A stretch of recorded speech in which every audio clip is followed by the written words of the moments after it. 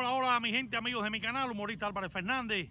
En este momento les traigo un encuentro más con este gran amigo, con este gran historiador del terruño de Caibarín, Lenin Flores. Transitando por la calle Agramonte, entre Máximo Gómez, la avenida 9 de Caibarín actualmente, y María Escobar, avenida 7, está la casa de este amigo mío, y quiero llevarle ese mundo de antaño y del surgimiento de nuestra villa, Caibarín, la Villa Blanca. Así que, como siempre digo, acompáñenme y vamos para allá.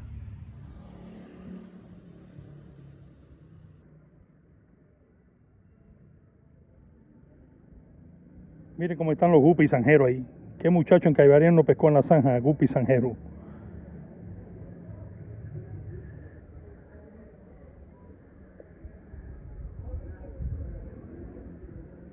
Bueno, aquí estoy en Agramonte, enfocando para Máximo Gómez, la esquina con Máximo Gómez.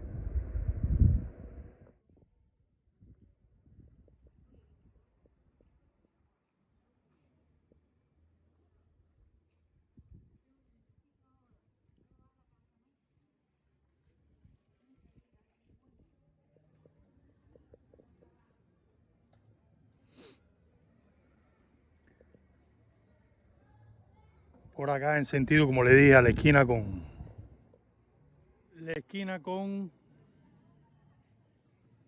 Máximo Gómez.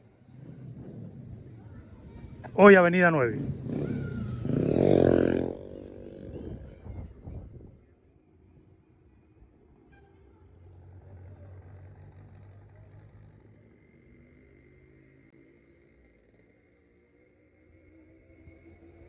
Bueno, otra vista de Agramonte, esquina con Máximo Gómez, de acá ya cruzando Máximo Gómez en sentido buscando a mi espalda María Escobar. Y para allá, próxima esquina, más arriba, Céspedes. Para ponerle bien esta esquina. Hoy sábado en la tarde, 4 de noviembre.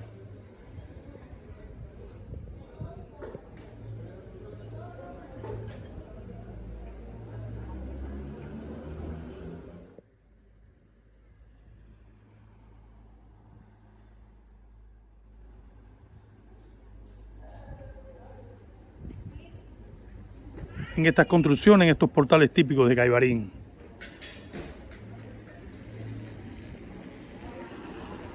Bueno, transitando por acá, por Agramonte, como ya les puse ahí, muy cerca de esta esquina, que la puse de ambas aceras, ambos lados, de Máximo Gómez con Agramonte.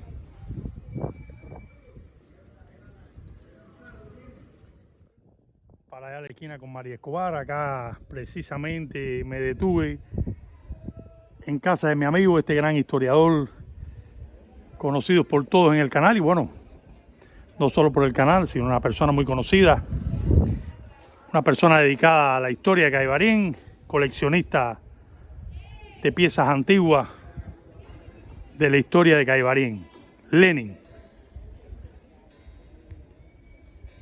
Y bueno, hacía ya algún tiempo que no grabábamos nada por acá por casa de Lenin. Hoy vamos a deleitarnos un poco con este maestro y lo que nos puede contar de la historia de Caibarín.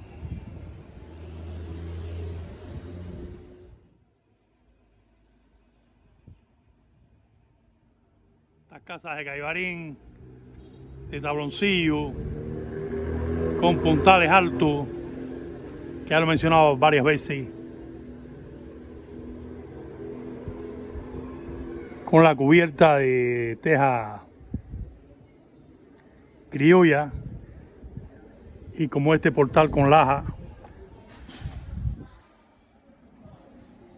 Estoy en el interior ya de la sala de mi amigo Lenin Flores, una persona que me ha cooperado mucho en el canal, una persona que hay que escuchar porque realmente es una enciclopedia viviente de la historia de Caibarín y mucho más allá. Pero bueno, lo que más nos interesa a las personas del terruño hablar sobre la historia de nuestro Caibarén. Bueno, acá estamos con Lenin, amigo conocido acá en el canal, y bueno, conocido por toda su trayectoria y toda su dedicación a la historia de Caibarén, a conservar piezas históricas, y queremos compartir algo con él. Estamos muy recién de la fundación de la villa, el mes pasado, en octubre.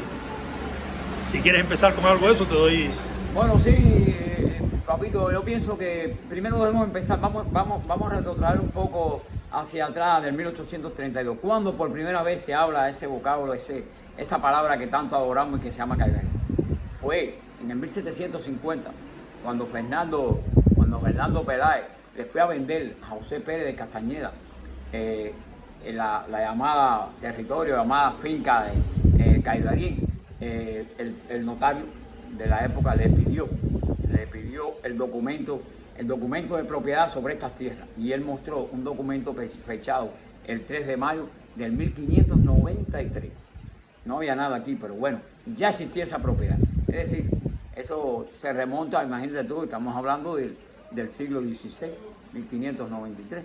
Fue por primera vez donde se menciona, porque a veces remontamos la historia a ese famoso 1513, cuando pasó por aquí, según cuenta, las casas, pasó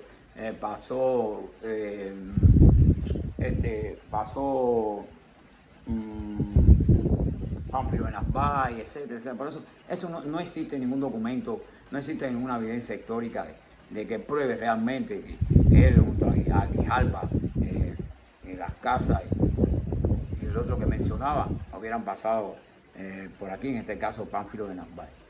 Pero ¿qué pasó? El puerto del Texcoco, antiguo puerto de Remedio, la jurisdicción de Remedio,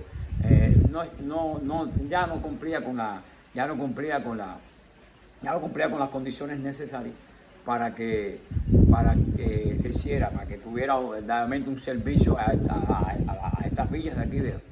Y entonces el síndico Guijarro, en una defensa memorable, defendió las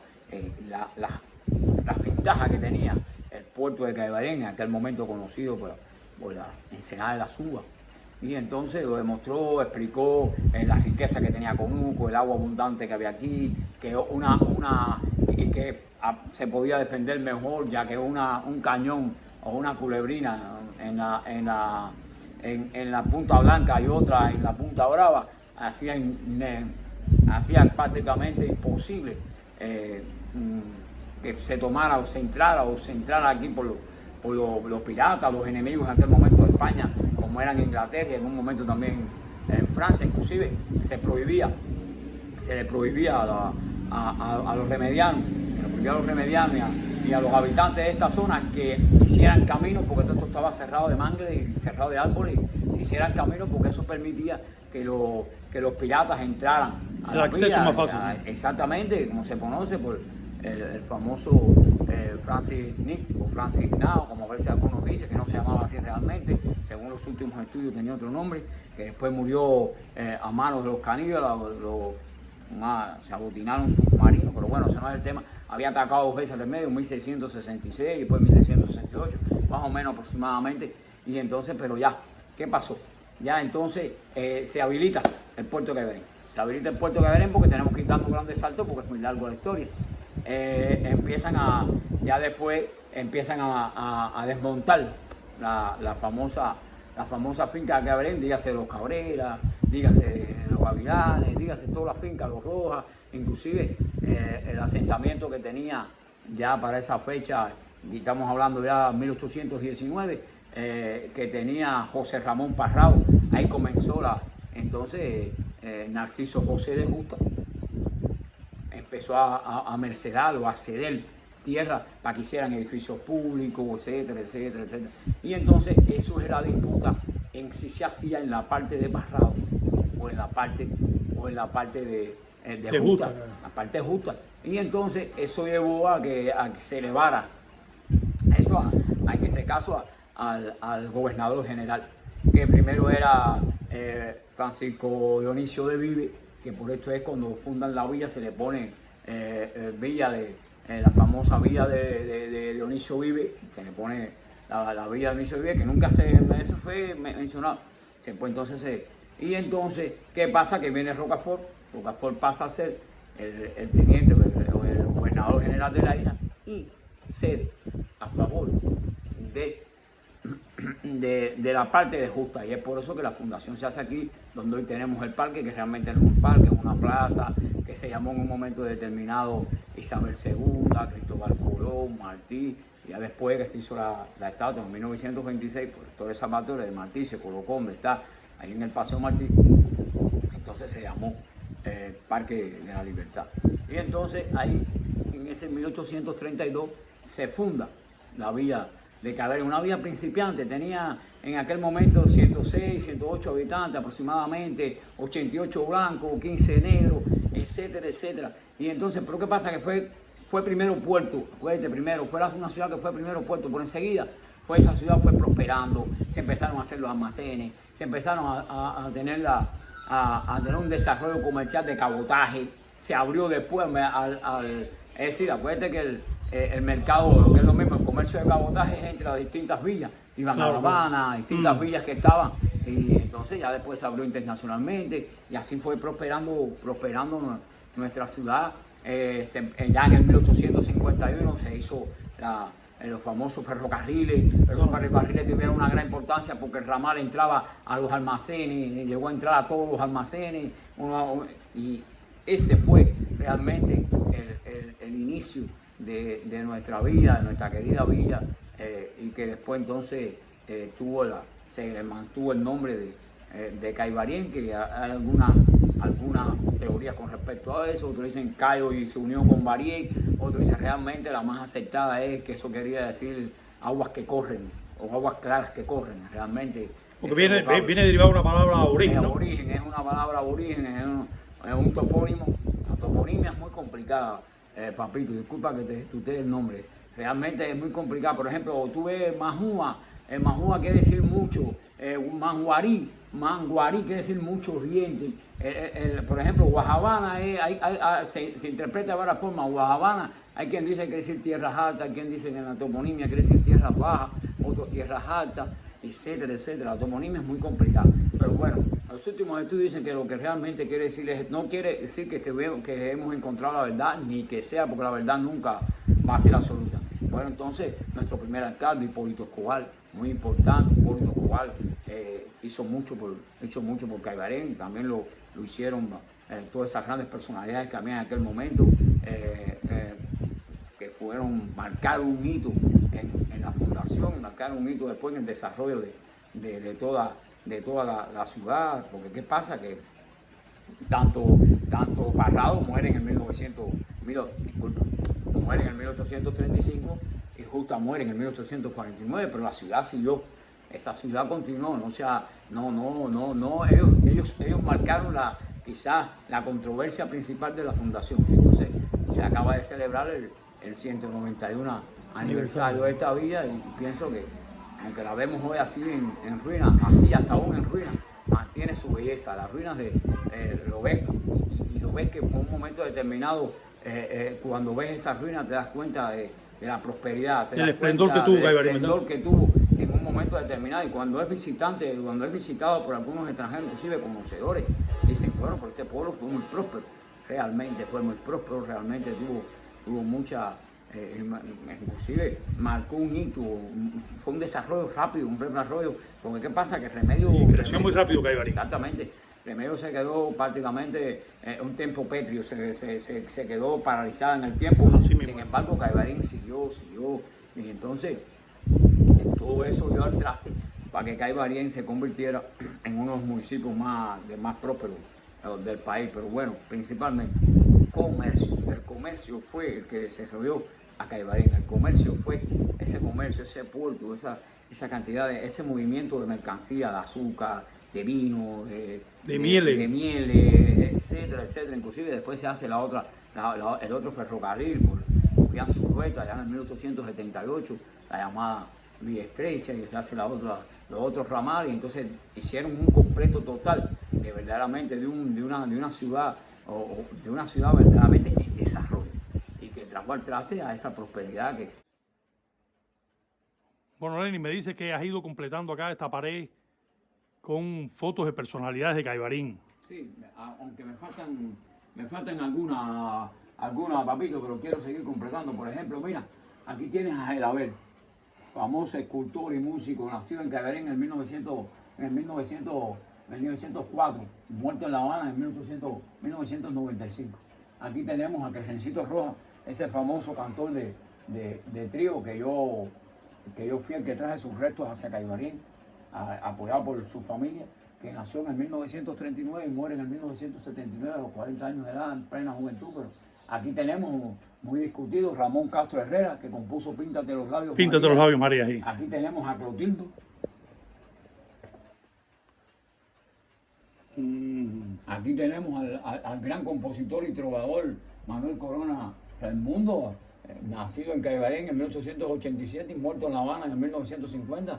Jarkin, aunque no era caibarinense porque era valenciano, era español, pero sí influenció tanto en la cultura cubana, en la cultura caibarinense que merece.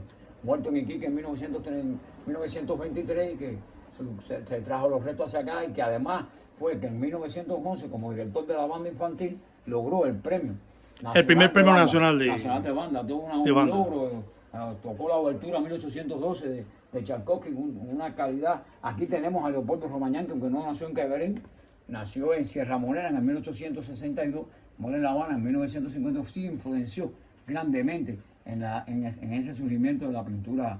Aquí tenemos a Rosalindo Lena, que es un escritor excepcional, poeta. Aquí tenemos a Octavio Smith. Aquí tenemos al Juan Bruno Tarraza. Juan Bruno Tarraza, compositor, tocó con Toña la Negra, con Agustín Lara, compuso muchísimos boleros bellísimos, como Penumbra. Aquí tenemos a Santos Ojeda, premio internacional de piano en Nueva York. Subiendo aquí tenemos a un español que aunque inmortalizó Caibarín a través de su fotografía, Manuel Martínez Otero. El mago del lente, El mago aquí tenemos a Roberto Urbay, todo un maestro de generaciones y generaciones de músicos, padre de Marcos Urbay. Aquí tenemos dos personas indispensables en la historia de Caibarín, en el arte, que uno es Marco y otro es Luis Hernández, Marcos Urbay y Luis Hernández. Y Luis Hernández. Inclusive ese fenómeno sociocultural que se llama la parranda y que crea un personaje único que es el parrandero y la familia. Estuvo más de 30 años con la Marina, una persona indispensable cuando se hable de los barrios. Y aquí tenemos a Manolín. Manolín Álvarez, que aunque no nació, aunque era asturiano, jugó un papel importantísimo. Inclusive fue la primera transmisión radial que se hizo en Cuba, porque ya, aunque Luis Casas Romero la reconoció en 1922, ya se conoce que en Caibarín desde el 1917 se hacía radio. Así mismo es. Faltan algunos otros que voy a poner, como Pablo Toscano. Y fue la primera transmisión deportiva también, con narración deportiva. Cuando la famosa pelea de Firpo y Andensi, una pelea excepcional, una pelea realmente que fue espectacular. Andensi fue sacado por encima de la soga por un golpe que lo dio el Firpo y después entonces lo subieron para el ring y derrota a Firpo. Hay quien dice que ya había perdido, pues se lo hubiera podido ver contado más de él, pero bueno, ya eso es otra historia. Sí, realmente tienes un rincón aquí de personalidades de Caibarín, figuras de Caibarín, que bueno, muchos caibarinenses por adopción, pero que hicieron mucho por nuestra villa. Exactamente.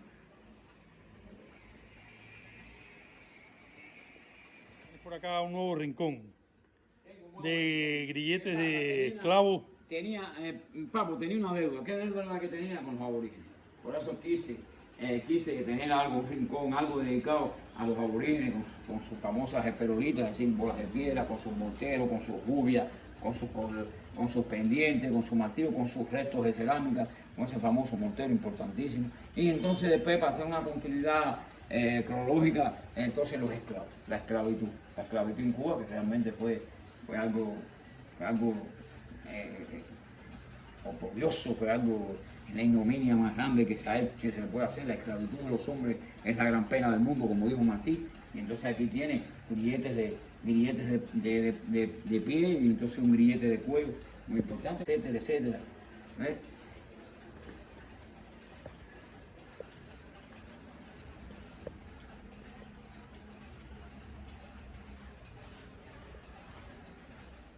Bueno, les deseo que acaben el año felizmente y que el año que viene sea un año más próspero, un año con nuevos horizontes y un año siempre viendo la historia y sin patrimonio no hay identidad y sin identidad no hay patria. Y es por eso que yo soy un defensor de eso que llamamos o de eso que se llama patrimonio. Y principalmente de esta tierra que me vio nacer, de este terruño, de este Caibarén que tanto amo y que es mi novia eterna.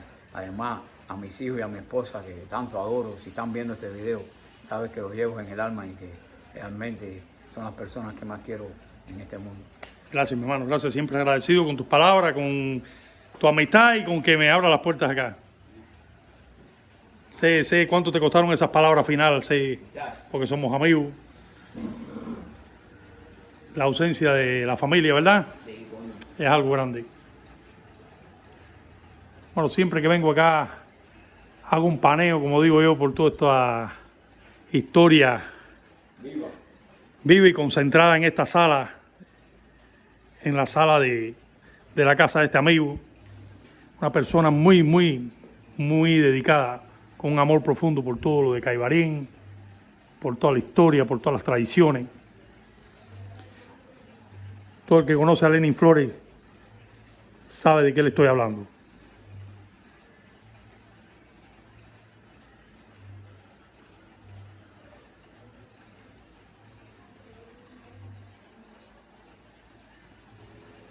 Bueno, sí, mi gente, así me voy despidiendo después de este encuentro con este amigo Lenin Flores, una persona con gran conocimiento sobre la historia de Caibarén, el arte, y es un placer presentarlo por acá. Siempre esperando que den like, que compartan, que comenten y que se suscriban al canal. Y como les digo al final de todos mis videos, ya ustedes lo saben, nos vemos pronto, prontísimo.